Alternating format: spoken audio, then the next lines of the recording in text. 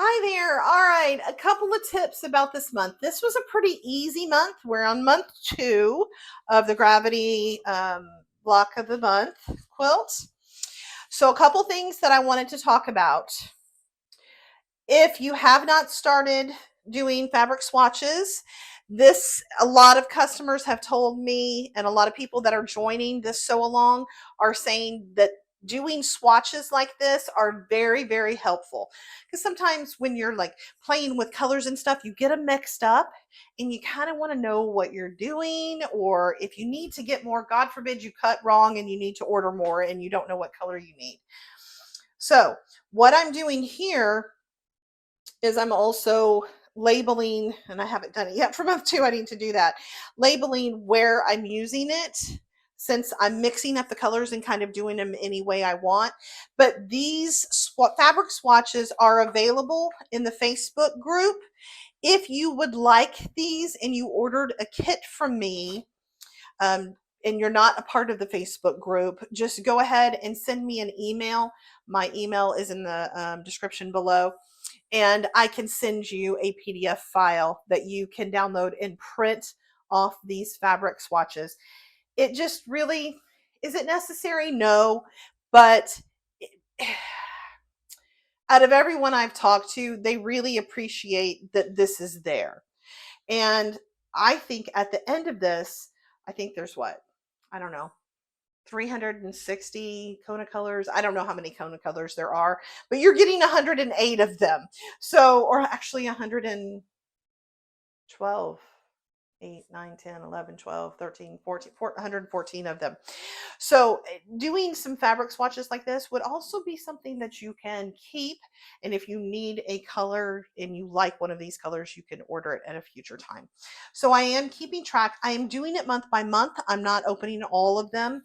So you can see I've got all my other months down here, but we've done the first 2 months. So I've got my first 2 months of swatches, and they look so pretty like this. I love how they do. All right, so that is tip one. Keep your swatches. It really is helpful.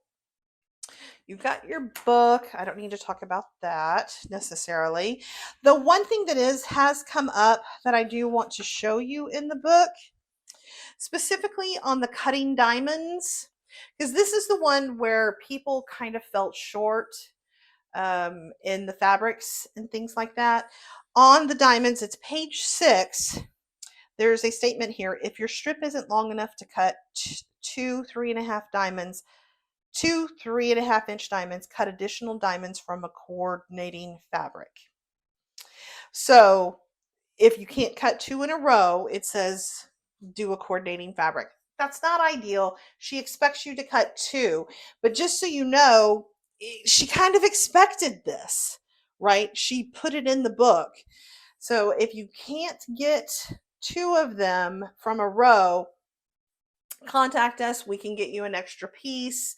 But one hint is to always have the longer edge of the squares going up and down. Here, I'm going to get one from my scrap bag.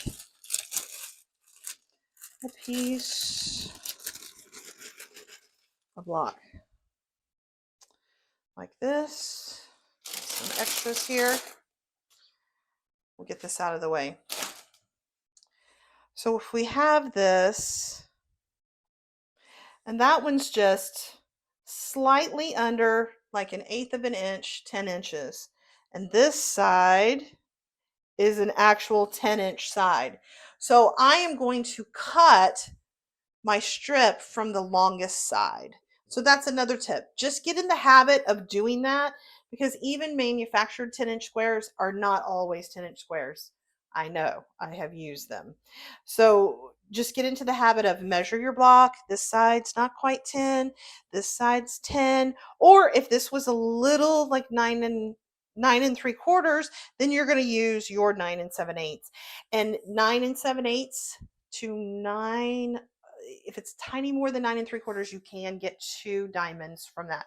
We didn't cut diamonds this month, but this is just something that I want to reiterate over and over again so everybody understands that, because we are in month 7 and month 9 going to cut diamonds again, and you need 4 of those diamonds. So it's good if we go ahead and get into the habit of using that long line.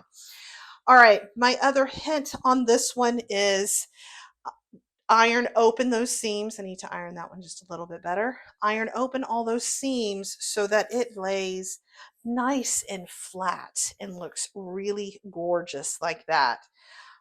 When you're matching up this seam, it's better if you kind of match up those points and then fold it over, pin it, and then sew across that line.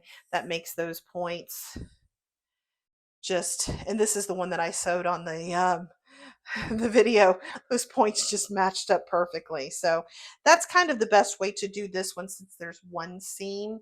Get that one really, really good. All right, what I have used, I know not everybody uses starch, and you don't have to necessarily. I like the Magic Quilting and Crafting Spray. It doesn't shrink my fabrics because it's not true starch. And I really like how this helps with the bias. Again, you don't have to use it. If you feel like it shrinks your fabrics, don't use it.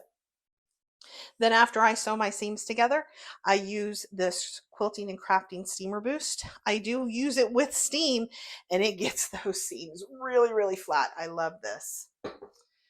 Last tip, keep all your triangles for your pillow just in a little bag like this, and have it by those swatch sheets. And when you're cutting, have them together and they're there. Unlike when I did it, I left my little triangle, but you can see I got it in there.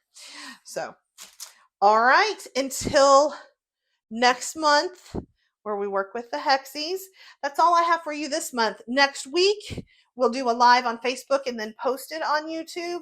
And you can ask me any question you want. If you put any questions or comments down below, I will talk about them during the live show. And that's next week. So, woohoo! 2 blocks done. Month 2 in the books. All right, we'll see you next month. Bye-bye.